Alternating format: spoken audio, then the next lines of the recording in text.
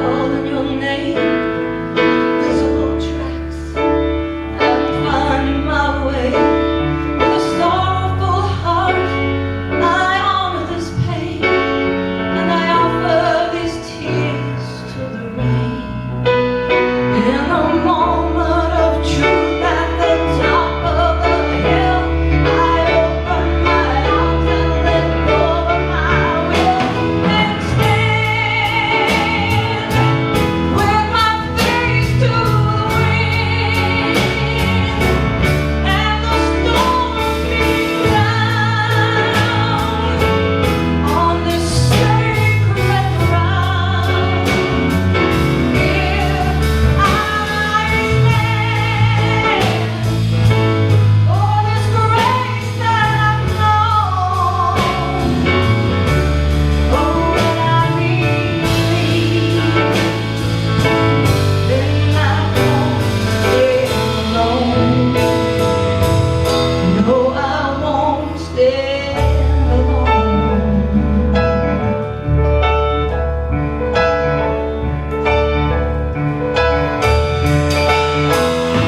There's a new pair of eyes to embrace all I see, a new peace of mind, and it comes quietly. There's a joy in my heart that you've given to me, and I offer this soul's melody.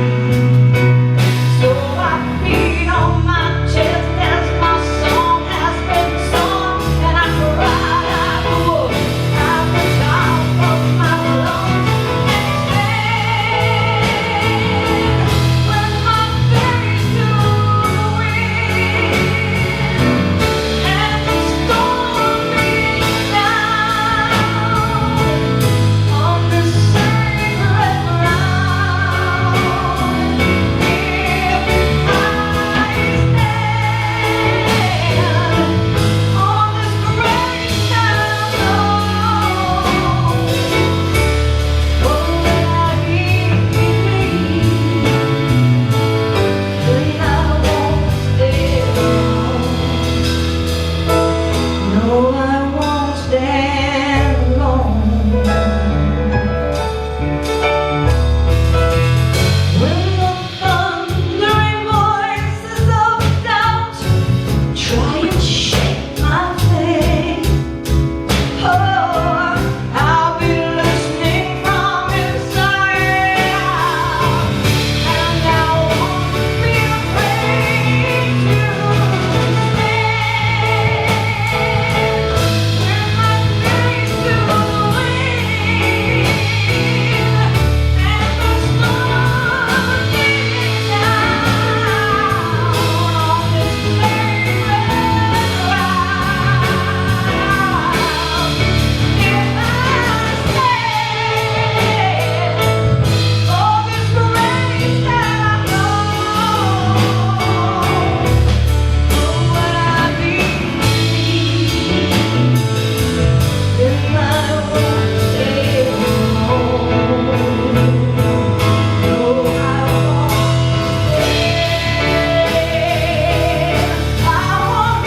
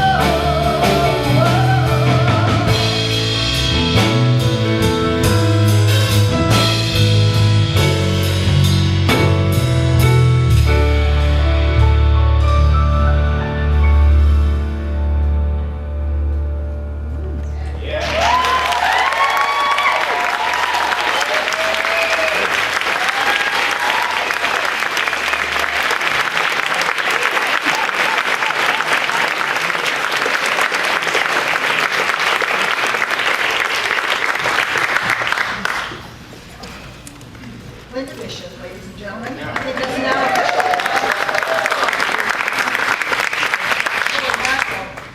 I'm glad I'm not the one speaking after that. Good luck. just really, whew. So, how to stand in life, and how to stand and be who we are. What a profound opportunity we have every day, and sometimes it's a little harder than others, isn't it? And it's often not about what other people say and think. So often it's about what we say and think about ourselves. So we have a wonderful guest speaker who's going to be sharing with you about all of this, Carl Studna. Carl has been a world-renowned photographer for most of his life. For the last 35 years he's been doing this. He's been traveling all over the world. He's been taking photographs of amazing people, from Paul McCartney to His Holiness the Dali Lahma. He's been traveling all over the world recently with an amazing group of seniors taking photographs, just precious, precious moments. And Carl has this amazing way of seeing through his camera lens and allowing the people who are being photographed to feel the truth of who they are.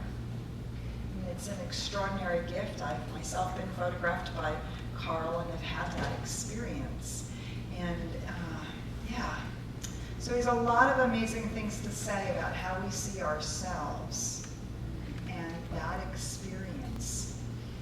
Carl is also a practitioner. He comes from the Mile High community. He's the husband of Cynthia James, who many of you have seen. We're having her back here again next year. But most importantly, he's truly one of the most extraordinary men I have ever met. And it is truly a pleasure and an honor and a gift for us to have him here. I know you're going to be moved by his talk. I really invite you to stay for the workshop and an opportunity to go deeper, to get to know him better. His book is out there out in the foyer. But mostly I want you to just feel his heart and see how he sees you. Carl Studna.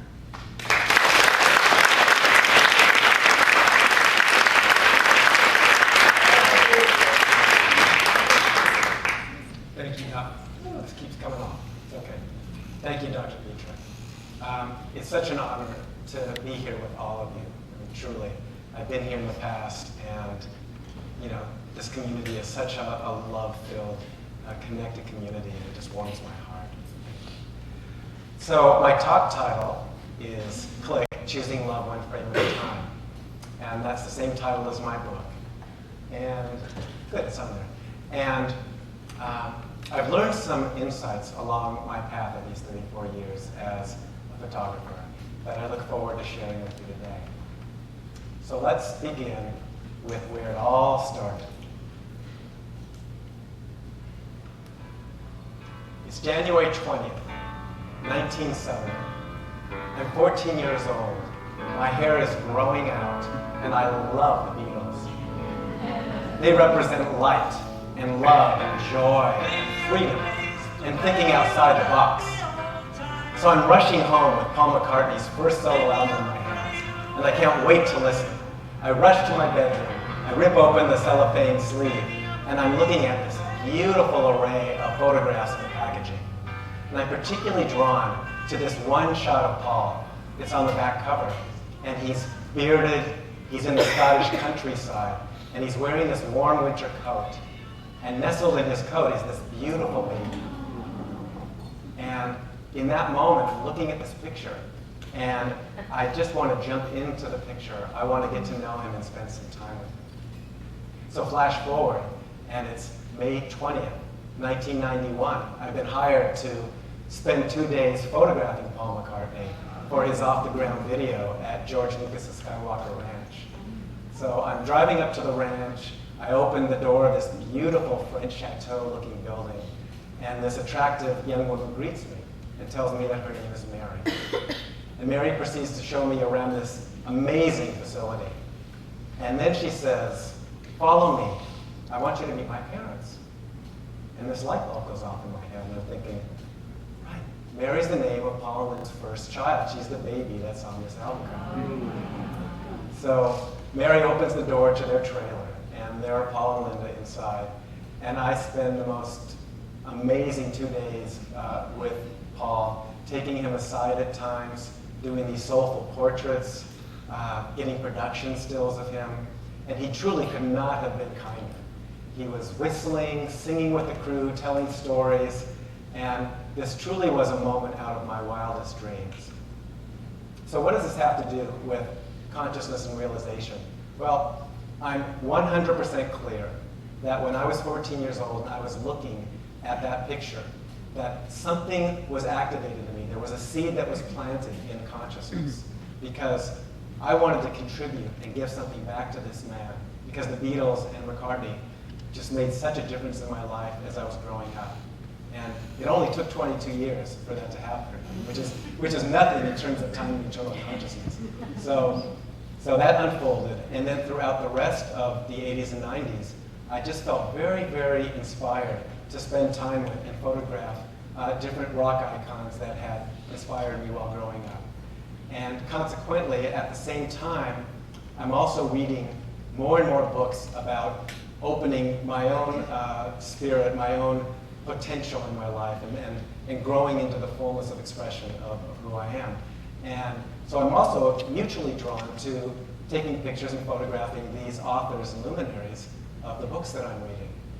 And then I begin to see that the rock icons and the luminaries all share something in common. You know, they're all sharing their light, their gifts in their own unique and very, very special way, and inspiring many people.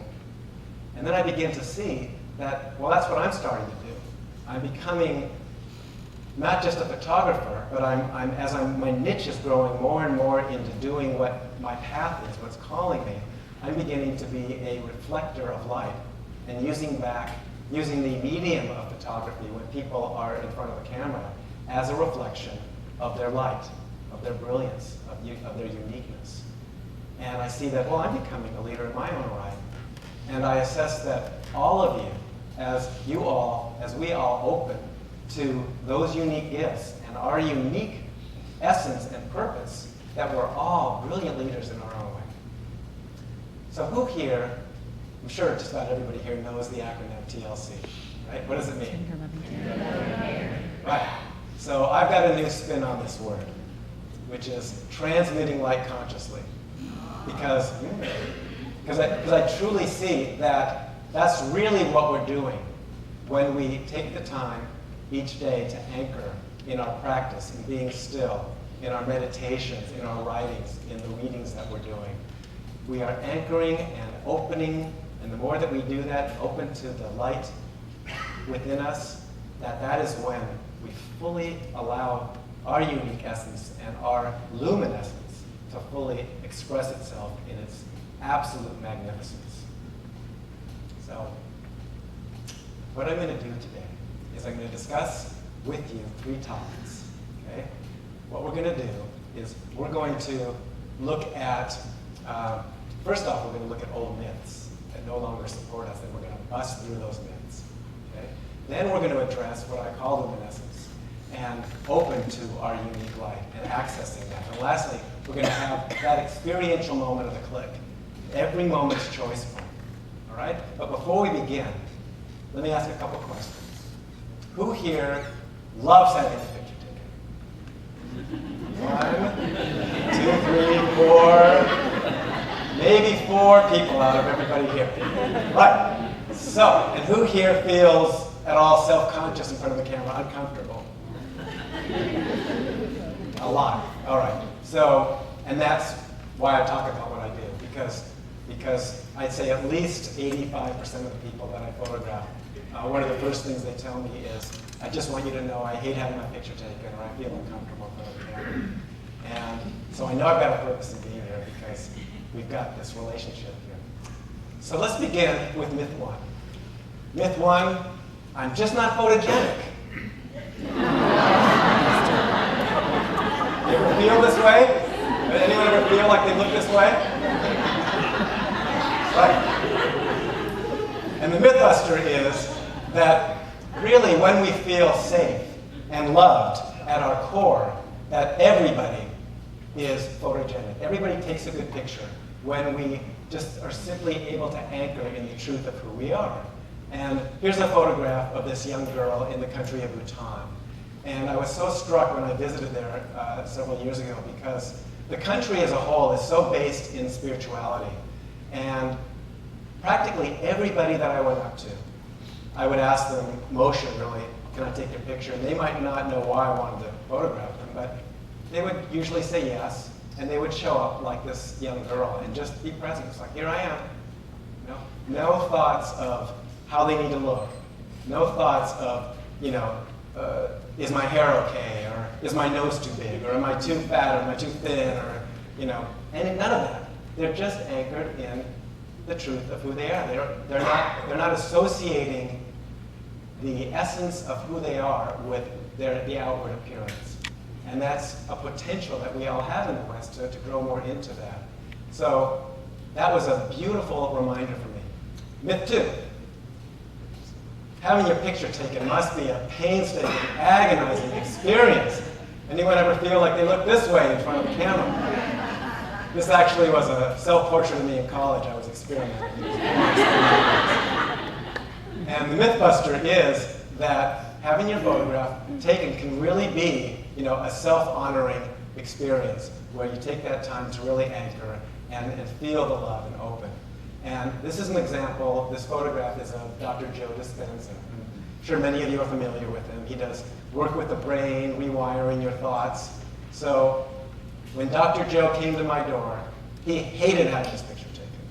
He was not comfortable. And the first 30 minutes, I believed him. And I was a little tense. And I was thinking, okay, something has to shift here because we can't keep going like this. So one of us had the idea of taking that plastic brain, it's a plastic brain that he's got there, and he starts playing Toss the Brain with my assistant. So they're playing Toss the Brain, coming over here, and having a great time. His energy starts to shift, and he starts to relax. He starts to have a good time. And in my book, he writes a little short story about this. But the interesting thing was the emphasis of his story was how he was able to catch the limiting belief that he had been holding on to his entire life. His young brother, when they were little, was always the poser. He was always the one doing this. So Joe made this decision at a very young age. Having your picture taken is inauthentic. It's phony. So he always resisted it. He'd do it, but he resisted it. So he was able to catch that limiting belief. And once he saw it, then he was able to see, well, maybe I can trust here. Maybe I can open and allow who I am to come through. And that's what he did. And certainly, I was providing that for him as well. And so therefore, every picture after that was like this one, where he was able to rest in the truth of who he is. Myth 3, it's essential these days more than ever to have a photograph that not only is flattering, but that really reflects who we are, what our purpose and message is in the world. And this is a brilliant example because the Mythbuster is that really when we are, when we're resting in the truth of our nature, we are present, we're available, and you can see the shot on the left. She doesn't look too much into loving. There's some fears that's passing through her awareness. And how often do you feel that way in front of the camera? Where your eyes start to get bugged out or your mouth gets tight. And literally, the shot on the right is truly the very next frame. And so this is a beautiful example of how our thoughts can shift from moment to moment to moment, and how we can go from constriction and fear to trusting and being in the present moment and in the let go. So the shot on the right is a shot she would want to use because it's the truth of who she is. She's open, she's allowing, she's resting in the truth of her nature, in the love, and allowing, when people see it, to see who she really is. So that's the opportunity with still photographs. And I highly encourage you, and invite you, to, next time that you see a picture of yourself that you don't like, what's our natural reaction when you see a picture you don't like?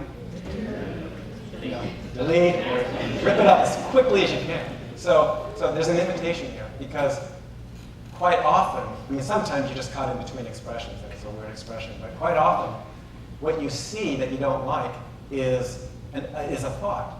You're seeing a belief that's passing through your consciousness in the form of some fear. And then we see it as unflattering. it really gives us the opportunity to take the moment and look at that picture and ask yourself, well, what thought was passing through my awareness at that moment? And really grow and learn and use it as a tool in that way. It's an extraordinary tool. It has that potential. So there's an invitation. So now we get to move on to what I call luminescence. So it used to be that image was king. Glamour was everything. 1, 2, 3, 4! So I get this call. Mr. James Brown. And James knew what he wanted. He wanted to be the center of the universe. And this is what it looked like. Hey, how's my hair? Ah! I'm the center of the universe. Hey! Who's your godfather? Hey! And this is what he got, looking quite constipated. And he got to choose this picture. You know, that was his choice. And it was such a good reminder for me, an example of how when we're locked into an old idea of who we need to be or what we need to look like, we're stuck in the past. Our ideas are stuck in the past. And he just couldn't break out of this old paradigm in order to open to really the truth of who he was in this moment. So a completely different example would be that I'm hired to spend a day with Mr. John Bradshaw in Houston. He's got a beautiful, wonderful estate, and every room has a different motif. It's all designed in unique ways. So it was a photographer's paradise. I'm able to go into each room with him and set up these wonderful publicity shots and just have a great time with him all throughout the whole day. And then close to the end of the day, I'm about to pack up and I see this beautiful hand-painted Tibetan drum in the corner of the room. And there's something in me that's being called to do one last setup with him, because I just feel like I want to do something else that is really more moody, more soulful, that's really expressing who he is in a greater way, his message and his purpose.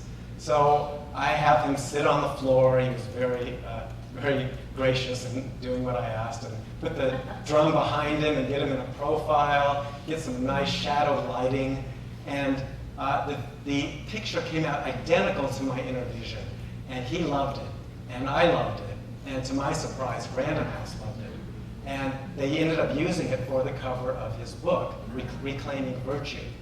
So, and I'm sure it was partially also because Reclaiming Virtue, you're talking about, you know, living a virtuous life, and this picture was able to reflect that. So this really was a beautiful reminder to me of how the times really are changing, and people truly are wanting more from photographs. Companies are wanting more than just a good-looking picture, a flattering shot. You know, they're really wanting to see more of who that person is, of their message, of their essence, and what I call our luminescence, and allowing that to fully open and shine. So how do we fully access this luminescence within? Well, I've got 3 tips for you today.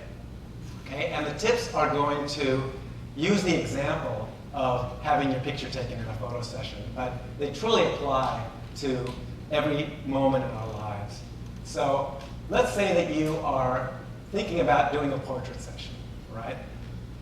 The first thing I encourage in setting your intention is thinking about, well, who am I? How do I want to be represented? What's my purpose in the world? And then start writing down, take it into your meditation, into your journaling, and come up with a list of qualities that you feel really reflect and embody who you are and your purpose and your message. And then you can start anchoring in those qualities. And those qualities could be qualities like compassion, and presence, or wisdom, or joy, anything, whatever are your specific qualities. Take a moment, write them all down, and then you can bring those to the session with you, and you anchor in those so that you're really like calibrating yourself to be present in who you really are.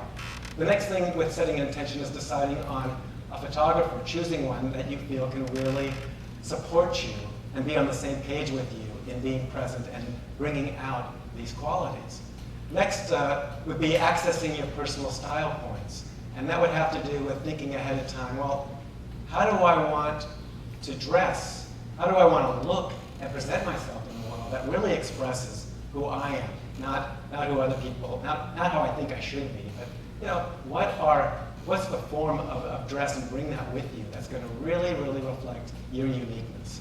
And then you might also want to think about whether you want your shoot to be a studio lit shoot or an outdoor shoot, because they both have very different looks.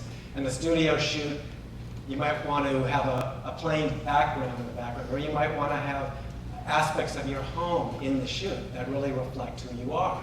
If it's outside, it might be in nature, it might be in an urban environment. So there's all these elements that you get to choose to really reflect who you are. Lastly, shifting your perspective, and what that would have to do with. Let's say that you are in the middle of a session and you find that you're starting to tighten up, that you're getting back, you're losing those qualities for a moment, and you're going back into the fear like the woman I showed you. You're starting to tense up. Well, you can stop in that moment, because this is for you. This is a time for you. And you can discuss with the photographer, listen, I need to recalibrate, I need you to assist me in reclaiming the truth of these qualities. And if they're not equipped to do that, you can excuse yourself and go into another room for a few minutes. This is your time. And take the time, bring out your list, and look at it, and just bring yourself back into that present moment where you just come back into the truth of your nature. And then you can come back out, and you're present, and you're available, and you're expressing who you really are. And of course, this technique can apply to any time in our lives.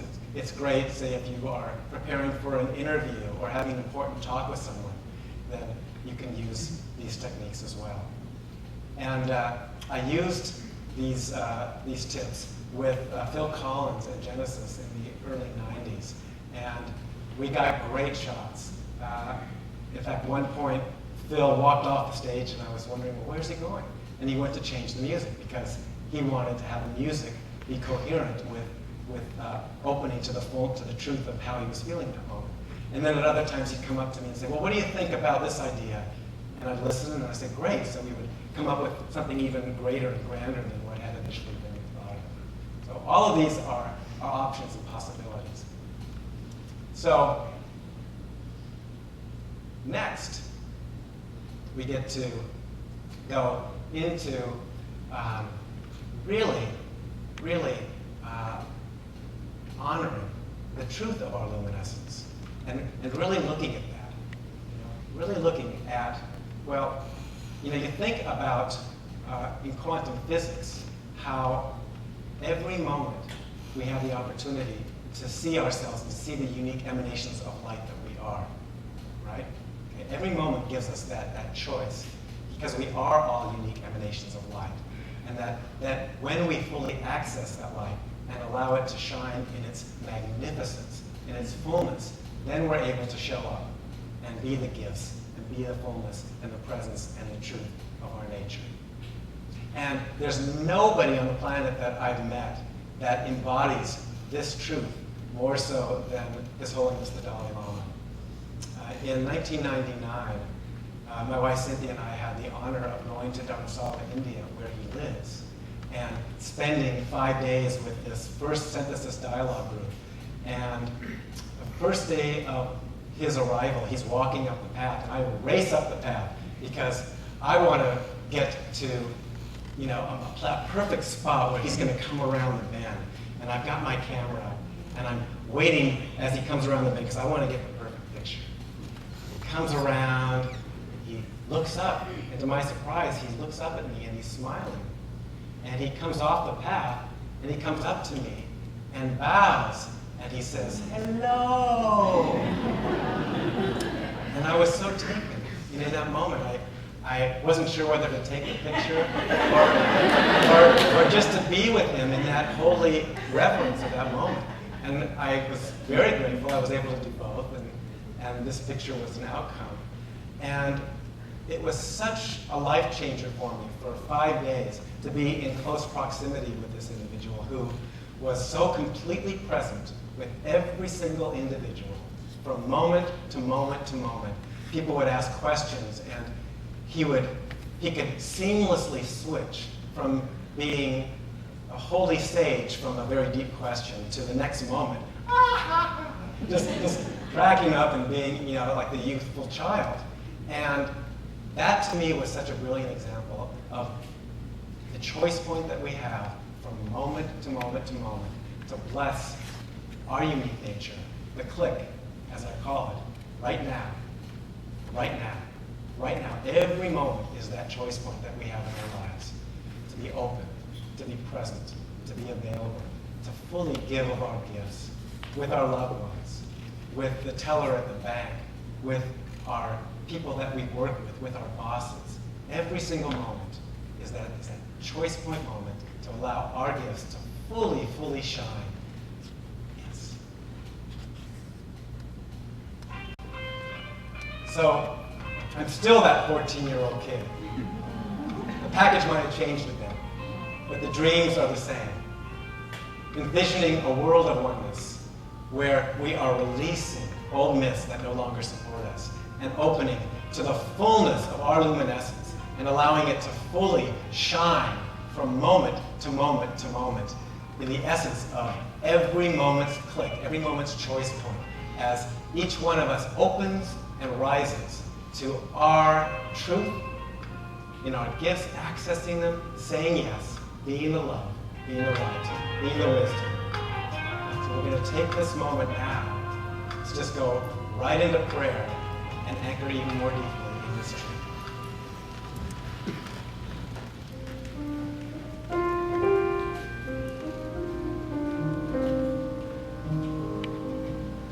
So as we breathe in the pure light, the wisdom, the essence of divine truth, every moment's choice point we know is the allowance for Spirit to breathe through us its unique, brilliant light and brilliant message from moment to moment to moment to moment. And we just simply saying yes to the light, to the joy, to the wisdom, to the purpose, to the grace, to the glory, to the perfect expression that each one of us is here to give and to fully open to and to receive, being a complete receptor and a complete conduit for divine, unique expression on purpose, in the glow, in the wisdom, in the truth, in every single moment, allowing our luminescence to just have its way in every single blessed moment. We are awake. We are in the yes. We're in the flow. And all is in the highest of alignment as we greet each moment in the deeper awakening, the deeper spark. It is the truth.